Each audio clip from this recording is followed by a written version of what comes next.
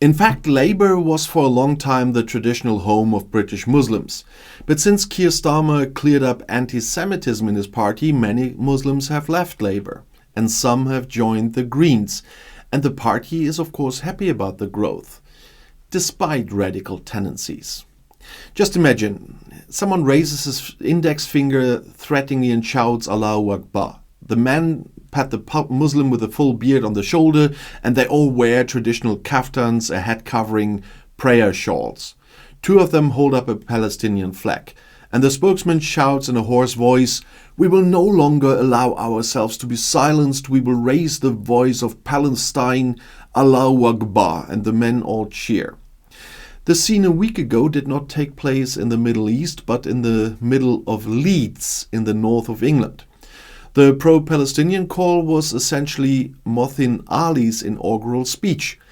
The Islamist had just won the election in Gipton and Hare Hills district, and he ran for the Greens. And the party is happy about the victory. After all, people like Mohsin Ali bring the Greens votes and seats in local councils. The party, led by a little-known duo Carla Denver and Adrian Ramsay, has just over 50,000 members and is represented almost exclusively at the municipal level, but has been doing so for the past 5 years with more and more candidates. In the general election in the autumn, the Greens want to be represented across England and Wales for the very first time. It helps that the party becomes a rallying point for all those who no longer feel understood by the opposition Labour Party. And this increasingly includes Muslim voters, especially those who were radicalized by the war in Gaza.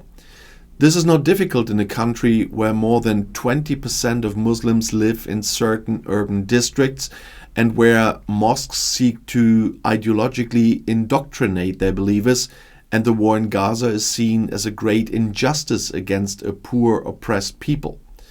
Muslims make up 6.5% of the British population. Traditionally, Muslims, a socially disadvantaged group of Asian immigrants, voted for the Labour Party. But since opposition Labour leader Keir Starmer took over as party leader in 2020, this has changed. Starmer has fundamentally renewed the party. The former public prosecutor pushed the extreme left that was in power under Jeremy Corbyn out of the party. He threw program items such as nationalizations overboard, and he put unrealistic environmental goals on the back burner. Starmer also cleared up anti-Semitism in the party, both among his left-wing comrades and among his Muslim followers, and this led to an exodus. The open ideological dispute arose after the attack on Israel by the Palestinian terrorist organization Hamas from the Gaza Strip on October 7th in 2023. We must not forget that. At that time, Starmer affirmed that Israel had the right to self-defense and that Israel could therefore even withhold humanitarian aid from Gaza. And this caused a storm of indignation among the Muslim public. Unlike Labour, the Greens had called for an immediate ceasefire and an arms embargo on Israel. For this reason, many Muslims switched to the environmental party, the Greens. A Muslim census poll found that the proportion of Muslims who do not want to vote has risen from 12 to 40% since 2019, and Muslim support for Labour has fallen from 71 to 4.8%. The proportion of Muslim Greens, on the other hand, rose from 2 to 17%. And Mohsin Ali's emotional outburst after his election was no surprise. Since Hamas' attack on Israel, he has been publishing angry tirades against what he calls occupier Israel, which is using the Palestinian rocket attacks as a pretext for modern genocide. What a bullshit. Following similar statements, Labour pushed its candidate Azhar Ali out of the party. And the Greens, however, tolerate the blatant Islamism of their new party members and candidates. Mohsin Ali also published hateful tirades against the Jewish rabbi Zechariah Deutsch, showed sympathy for the Houthi rebels, and made the British government partly responsible for the murder of the Palestinian people. Campaign groups against anti-Semitism and the Jewish Council in Leeds sounded the alarm here. The government's independent advisor on anti-Semitism, that's Lord Mann, met representatives of the Green Party to discuss further action, even the suspension of Mohsin Ali. But nothing happened. For the Green Party, Mohsin Ali is first and foremost a candidate who is committed to his community.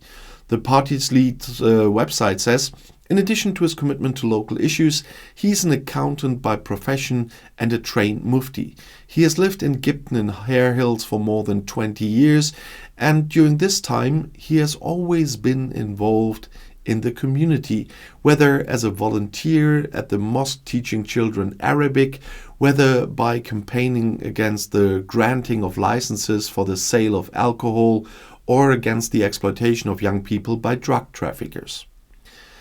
There are around 1,500 mosques and prayer halls in the UK and 3,000 Muslim charities, some of which are ideological branches of the Muslim Brotherhood.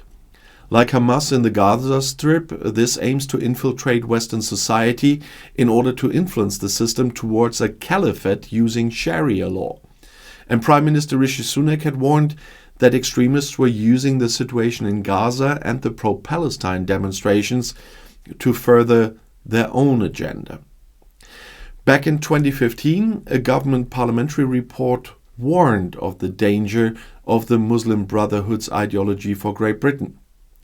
For more than 50 years, the Muslim Brotherhood has been building organizations in Great Britain that, hidden behind other groups, have attempted to exert influence over MPs and local elections. These include the Islamic Society of Britain, the Muslim Association of Britain, and the Muslim Council of Britain. And funds are collected for Hamas through youth organizations and events in mosques. The organizations are a security risk, but not has much happened since then. Because as long as it wasn't about open terrorism, people in Great Britain didn't look at it for a long time. Tolerance seemed more important than control. Civil rights groups and the church continued to demand that parts of society should not be excluded, as they put it. And they insist that Britain is a multicultural society and that freedom of expression must be respected. But where does freedom of expression end, and where does the ideological struggle of the Islamists begin? Well, in some Muslim neighborhoods in England, Palestinian flags are already flying from public flagpoles. And during Ramadan, a neon sign urged drivers entering London to give alms at the name of Allah. Islamists are even trying to impose Muslim prayer rooms in school. The extent to which Mohsin Ali follows an extremist ideology is unclear. He was not suspended by his party, and he apologized for his words after the election victory, and this seemed to be the end of the case for his party. Another Green Party candidate, Mohammed Makawi, also had to apologize for claiming on social media that the Israeli civilians were killed on October 7th not by Hamas, but by the Israeli military. The Green Party said in a statement that the new candidate would need to receive more media training.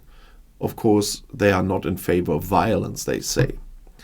And former Prime Minister Tony Blair's cabinet member Lord Mandelson remarked, "The Green Party is becoming the trash can of all the alienated left-wing extremists and some pretty unspeakable radical Palestine activists." With 6% of the vote nationwide, the Greens are not getting far in the British electoral system. They currently only have one representative in Parliament. The question, however, is whether Keir Starmer can continue to withstand the pressure in his Labour Party to win back extremist Muslims with concessions in politics. And this is not only a danger in Great Britain, it's the same here in Germany, but I still want to say a few words because of what's being spread on social media in masses. People tend to forget what happened, and I mentioned it in the video. It was the attack of Hamas on October 7th. Hundreds of people were killed. I'm not giving any graphical descriptions here what happened to women, to children, to men. and all the cruelty. The Israeli army had all the rights to defend themselves, and they still have the right to act against Hamas. We can discuss a lot about the way they are doing, how they're acting in their, especially now in their offensive on Rafah. And we can discuss a lot what is right, what is wrong, what they should do differently. But that, first of all, doesn't turn anything into a genocide. I'm German. I know what I'm talking about from our own history when people talk about genocide.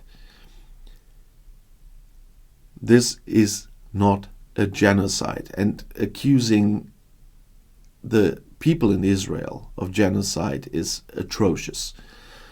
The other thing is, you know, if you've seen my videos on other channels, especially about the Israeli government, you know that I don't agree a lot with the Netanyahu government in Israel. And I do not agree with a lot of the ways they are handling things at the moment. But there is no doubt that they have a right to defend themselves, that they have to prevent Hamas from doing exactly the same in just a few weeks again. So if there are still Hamas battalions out there and Hamas leaders out there, they have every right to go after them. They have to do it differently. I agree with that.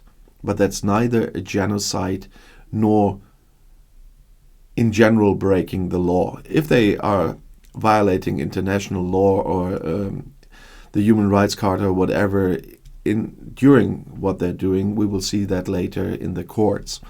But they have to find, as I said, some different ways in certain places, but it doesn't justify anything that Hamas did. Hamas is a terrorist organization, and they will be. And terrorist organizations that are trying to undermine our democracies are out there a lot. And Islamists, and I'm not talking about Muslim, I'm talking about Islamists, are trying to undermine our democracies, our way of living, and that we never can accept. We've seen the same here in Germany with demonstrations, and our police acted there very well. They demanded a caliphate in Germany. Well, they don't do that anymore. Of course, it's still their plan, but they cannot do that on demonstrations anymore. We have laws in our countries, and everyone has to obey them. And I don't give a fig about what their religion is. I don't care about your religion. If you have one or not, you have to obey the laws in our country. Period. So that was my, in German we would say, word for Sunday. If you want to know more about different topics, the next video is right here in the end screen. I'll see you there. I'll be back.